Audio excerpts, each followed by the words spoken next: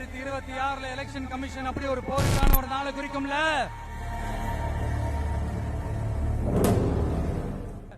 ஒவ்வொரு ஓட்டும் அணுகுண்டா மாறும் பாருங்க.